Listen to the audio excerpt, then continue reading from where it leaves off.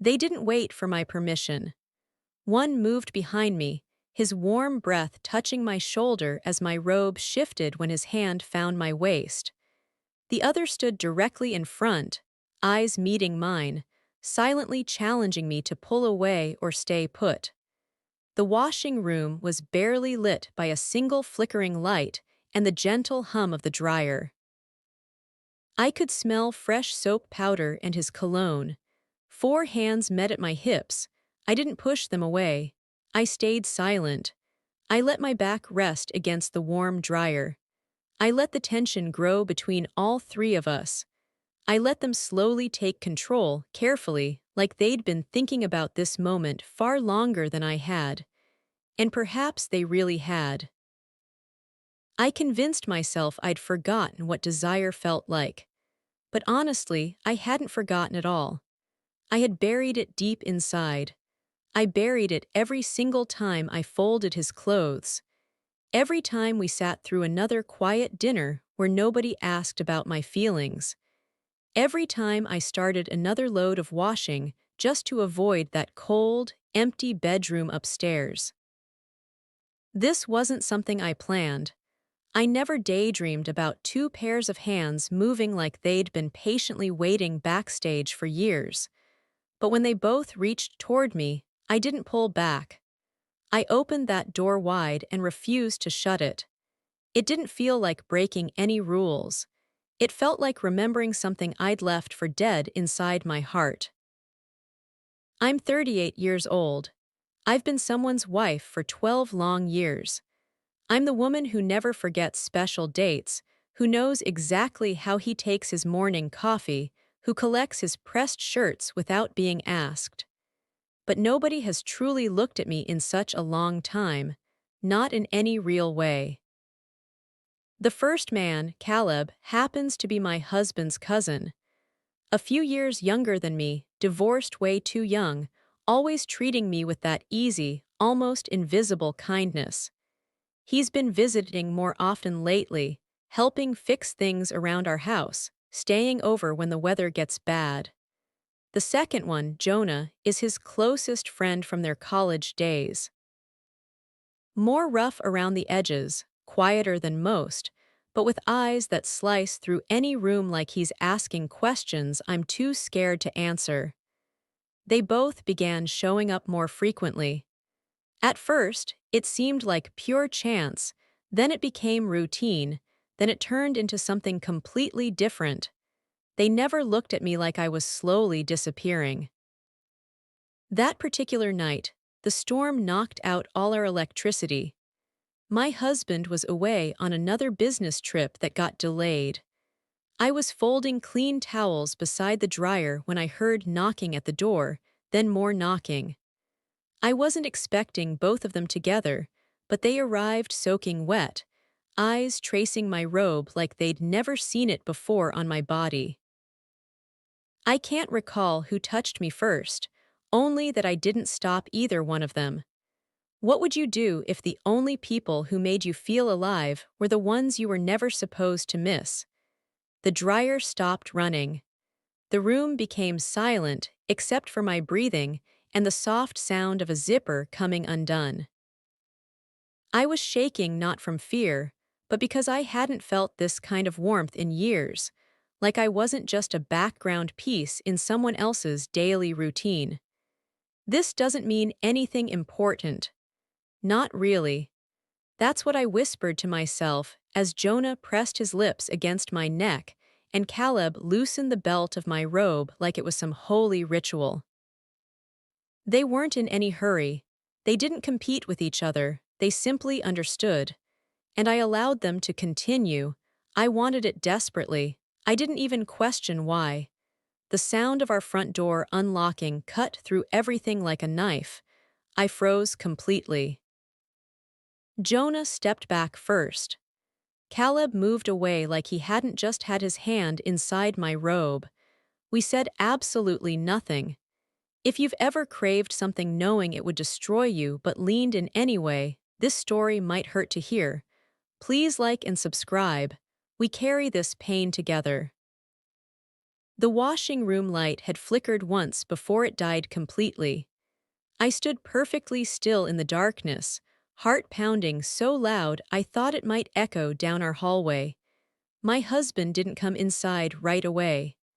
I could hear his car door slam, then the beep of him locking it, then his footsteps slower than normal.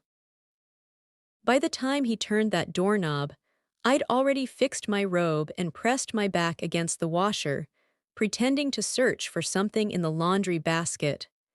Jonah had disappeared down the hallway. Caleb was pretending to check the electrical box, talking too loudly, as if noise could erase what had just happened between us. My husband stepped inside, dripping wet from the rain. He kissed my cheek gently and asked why the power was out. I nodded, smiled, and said I had no idea. And just like that, everything went back to normal, on the surface at least. The following morning felt exactly like every other. Scrambled eggs, buttered toast, a load of bed sheets tumbling in the dryer. My husband left early for work, and I was alone in the kitchen pouring coffee I didn't really want. But I could still feel the ghost of their fingers on my skin. Not in a romantic way, not even in a guilty way. It felt like I'd finally woken up, like I'd been drowning for years and suddenly remembered how to breathe again. I knew it was completely wrong, but I stayed in that feeling anyway. It didn't start with physical touches. It began quietly and slowly. Jonah would stop by after his work, bringing over things my husband had forgotten. A winter jacket, a set of house keys, a box of screws for repairs. He'd hand it to me, stay a moment too long, and then walk away. Caleb had his own pattern, fixing broken cabinet doors, trimming our hedges, always staying until the sun went down. I never invited them to stay longer, but I never told them to leave either. They filled the empty space my husband didn't seem to notice anymore. I don't say that with anger, just simple truth. There's a special kind of loneliness that doesn't look like loneliness from the outside. I had food on our table, a nice house, a man who came home every night. But nobody had asked how I was feeling in months. Nobody had kissed me without it, leading to the same old routine in years. The first real change came during a Wednesday grocery trip. Caleb offered to carry the heavy bags inside our house. Jonah followed along. I didn't ask either of them to come in, but they did anyway. I remember standing in our kitchen, the grocery bags still sitting on the counter, and Jonah staring out the window while Caleb leaned against our refrigerator like it was the most natural thing in the world. We didn't talk much, but the silence felt thick, like something was pressing behind our ribcage. Jonah finally broke it. "You always do everything by yourself," he said, his voice low and concerned. I shrugged my shoulders. "Not always, but most days, yeah." He didn't respond to that. Neither did Caleb, but they didn't leave right away either. Over the next week, they kept showing up separately at first, then more often together. Always casual, always polite, always staying just a little too long. The strange part was it didn't feel threatening at all. It felt like being noticed, like I'd been invisible, and suddenly someone remembered I was still here. I didn't want to stop looking at them. I told myself it was nothing serious, just a little warmth during a cold stretch of my marriage. Just two men being kind to me. But I was watching them, too. Their broad shoulders, their comfortable silence, the way Jonah would watch me stir a pot like it meant something special. The way Caleb would lean a little closer every time he handed me a tool or passed behind me at the kitchen sink. There were moments when I swear the air around us got thicker, like a second too long in the small pantry. A brush of hands when passing the dinner plates. Once Jonah stood behind me while I reached for something on the top shelf. He didn't move away, didn't touch me, just stood there close enough that my breath caught and I had to leave the room immediately. They never made the first move, but neither did I, and somehow that made it so much worse. It was a Thursday night when things shifted again completely. My husband was out of town again on business. Caleb came over to help with a leaky kitchen pipe. Jonah tagged along without being invited. I made them both coffee. We all ended up in the garage sitting on overturned storage crates, the sound of rain on the roof like drum beats. Nobody said much until Jonah looked up and said, "Do you ever feel like no one sees you anymore?" I stared at him in shock. I didn't answer out loud, but I think he already knew. Caleb reached over and lightly touched my wrist. Just once, just a second too long. I didn't pull my hand away. That was the night I realized I wasn't the only one holding my breath around here. It wasn't worth the risk. I keep telling myself that. It's strange how quickly you start to notice the smallest things when you're starving for them. The way Jonah would clear his throat before speaking, like he was testing if it was safe to talk. The way Caleb lingered in the doorway after finishing a task, pretending to wait for thanks he didn't need. The way both of them stopped using words as often, replacing conversation with glances that stuck to my skin like honey. It became a clear pattern. My husband would leave for meetings, for late shifts, for whatever excuse he mumbled, and not long after, one or both of them would show up. Never announced, never questioned, like they knew when I needed the company more than I did myself. One afternoon, I opened the pantry door, and Jonah was there stocking the shelves from the grocery delivery I hadn't touched yet. He looked over his shoulder slowly, like he'd been waiting for me to find him there. "You shouldn't be doing this alone," he said softly. He stepped aside but didn't leave the small space. I had to squeeze past him, and when I did, our shoulders touched. I didn't pull away. Neither did he.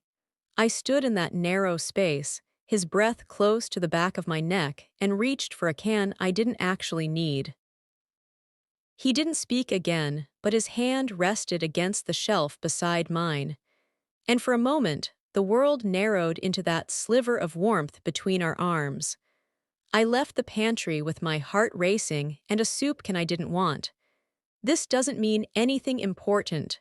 Not really. The tension wasn't loud or obvious. It was slow, like fog creeping in under the door. By the time you notice it, you're already breathing it into your lungs. I told myself it was completely harmless. I wasn't doing anything wrong. Not yet. But I was changing quietly inside. I started brushing my hair a little more carefully in the mornings. I wore the softer robe instead of the old worn one. I waited by the window longer than necessary when I heard a car pull up outside. I stopped looking at my husband the same way, or maybe I stopped looking at all. One night, Caleb stayed late after fixing the stair railing. My husband had called to say his flight was delayed again. I poured Caleb a drink, just one glass, just enough to relax. He sat on the living room floor, back against the couch. I stayed in the armchair across from him, legs folded, pretending to scroll through my phone. "You ever think," he said, eyes on the ceiling, "that you might have disappeared without anyone noticing?" I swallowed hard. "Sometimes," I whispered. He nodded slowly. "Me too." Then complete silence. I felt nothing, and that scared me more than anything. The next day, Jonah showed up with groceries I hadn't asked for. He didn't ask permission to come in, just walked past me like he lived there. We put everything away without speaking. Our arms brushed twice. I didn't flinch away. I felt the warmth, sharp, invasive, almost cruel, and I wanted more of it. In the middle of putting away the milk, he looked directly at me and said, "You're allowed to want things for yourself." I laughed, a short, bitter sound. Not all things, I replied. He didn't smile back. No, but some things. I didn't answer, but I didn't stop him when he stepped closer to me. His hand didn't touch mine, not that time, but it hovered inches away from mine on the countertop. We stood there not moving as the refrigerator hummed behind us, and the groceries sat forgot on the kitchen floor. It was getting harder to breathe normally when they were near me. One of them always stood too close, the other always looked too long. And me, I always stayed just a little too still, like a deer caught in headlights. I didn't want to stop looking at them. Then came the storm warning on the local news. The weather station said it would hit by nightfall fast, hard, unpredictable. My husband texted me from the airport. His flight was grounded again. "Stay safe, I love you," he wrote. I stared at the screen too long before typing back. "You too." An hour later, both Jonah and Caleb were standing on my porch, soaking wet, carrying spare flashlights and a case of bottled water. Neither of them asked if they could stay the night. I stepped back and let them inside. And that was the beginning of the night I stopped pretending this wasn't happening. The power went out just after 9 o'clock. The wind had picked up dramatically, rattling our windows and making the trees outside creak like old bones. We lit a candle in the kitchen, then another in the hallway. Then we stopped lighting them altogether. The house was still and dim. Every shadow felt like a held breath. I sat on the floor by the dryer, legs pulled in, robe cinched tight around my body. Caleb was across from me, arms on his knees, watching the flicker of the candle on top of the washer. Jonah leaned against the door frame, arms crossed, staring at nothing in particular except me. No one spoke a single word. The silence wasn't awkward anymore. It was charged with electricity. A current too close to the surface. "I should check the electrical breaker again," I said just to say something. But I didn't move from my spot. Neither did they. Caleb reached for the candle and held it in his palm like he was grounding himself with the warmth. "Do you want us to leave?" he asked. It was quiet but heavy with meaning. I looked at him, then at Jonah, and said nothing at all.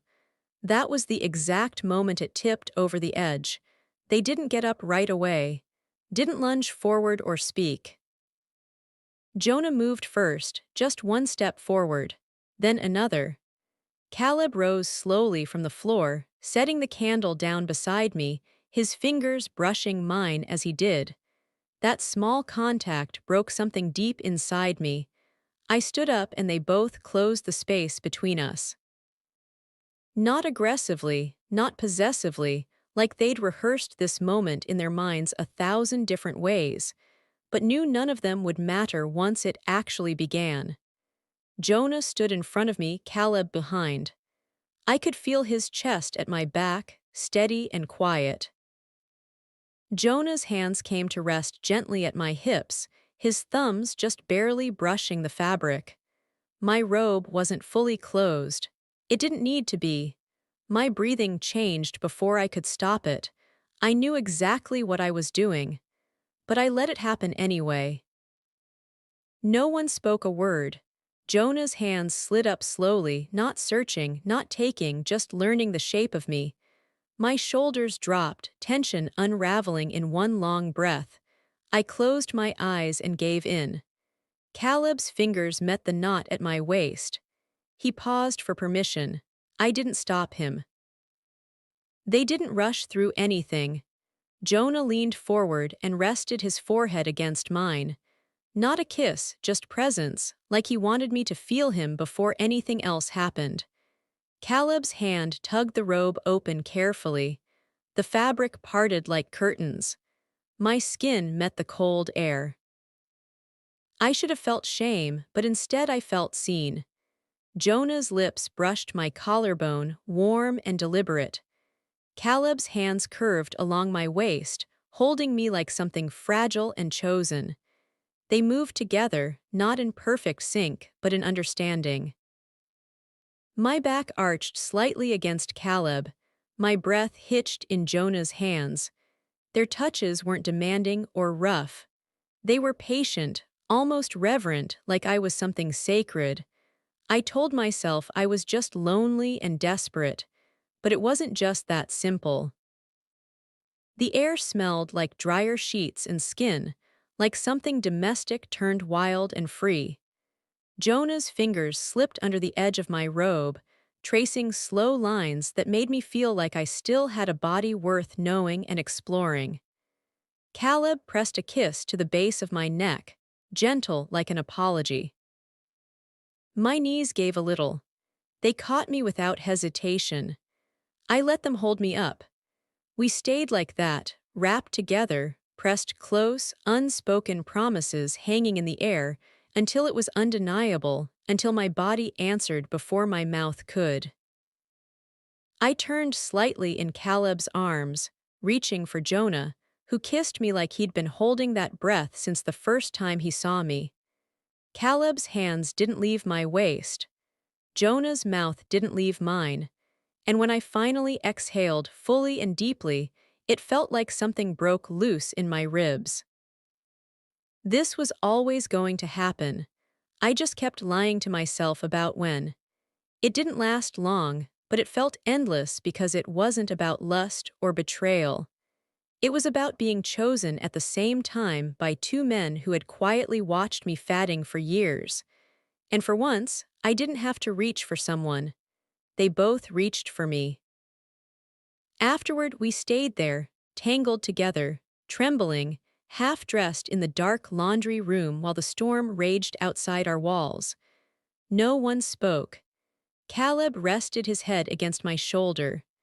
Jonah ran a finger along my wrist in slow, silent strokes. And for a moment, just a moment, I didn't feel guilty about anything. I just felt real and alive. I stopped being just a wife for one night and started being a woman again. By morning, the storm had passed completely. The sun filtered through the blinds like nothing had happened. Birds chirped outside. A car engine started down the street. The ordinary world had resumed, clean and unaware, but I wasn't the same. I stood at the kitchen sink, washing a mug I hadn't used, fingers scrubbing too hard against the ceramic, like I could erase what they had touched. The robe was gone, folded and hidden in the back of my dresser drawer. I'd showered twice, but their hands still felt like they lived on my skin. I wasn't supposed to feel that good. Not like that. Not with them both. I heard Jonah leave first, quiet as a whisper, a soft sound of the side door clicking shut. Caleb followed half an hour later, no words, just a soft nod when our eyes met in the hallway. Then I was completely alone. When my husband came home that evening, he brought sandwiches and a new flashlight. He kissed my cheek, told me he missed me, asked if everything was okay during the storm. I said, yes, of course. I smiled too big and bright. And then I went upstairs and stared at myself in the bathroom mirror until my face looked like a stranger's. I knew how to fake being okay. I'd been doing it for years and years. The silence between me and the men grew louder after that night. They didn't stop coming around, but they didn't linger either. Jonah would pass by and ask if I needed anything, never looking me directly in the eye. Caleb would text before he showed up now, even if it was just to drop off a tool for my husband. And I waited for something to crack and break, but it didn't. Not yet. 3 days later, I found one of their jackets in the laundry room, still damp from that night. I held it to my face, inhaling deeply before I realized what I was doing, and dropped it like it had burned me. I folded it anyway, set it by the door for pickup. The hardest part wasn't the memory of what happened. It was the return to the same old routine. Dinner, dishes, lights out at 10 o'clock sharp. My husband never noticed the way I flinched when he touched my back in bed. He never asked why I'd started sleeping with my body turned away from his. He didn't seem to feel the difference, but I did. Everything I'd numbed over the years had returned with a vengeance. I started to notice just how quiet our home had become, how every word was functional, how every glance was filtered through the lens of duty and obligation, and I started to wonder if this was what I was going to feel forever. It wasn't just desire I was feeling, it was grief, for the version of me I'd let die a long time ago. One night, I walked into the garage to look for something I don't even remember what it was, and Caleb was already there, fixing a loose hinge on the storage cabinet. He looked up, startled to see me. So was I. We didn't speak at first. He stood wiping his hands on a towel and opened his mouth like he wanted to say something important. But he didn't. He walked past me, and just before he reached the door, he stopped.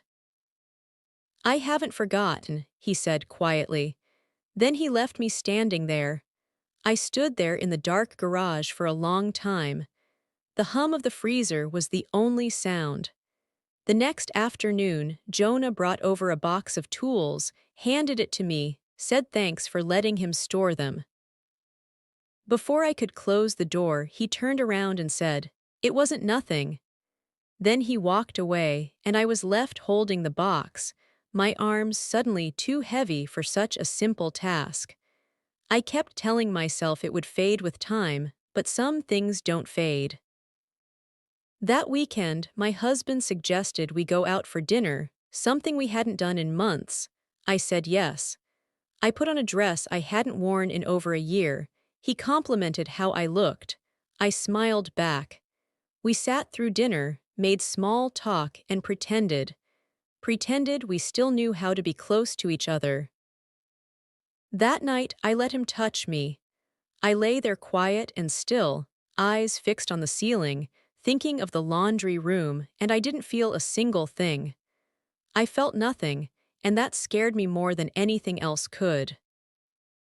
It was a Tuesday afternoon when the slip finally came. I had just come home from the grocery store, hands full of shopping bags, when I heard voices in the backyard, not raised, but too close together for comfort. I moved quietly through the hallway, stopping by the window near the back porch. There they were, Jonah and Caleb, standing side by side, heads tilted toward each other, like they were working something out in secret. Caleb's hand was resting on the railing. Jonah was leaning just a little too close. I couldn't hear their words, but I didn't have to.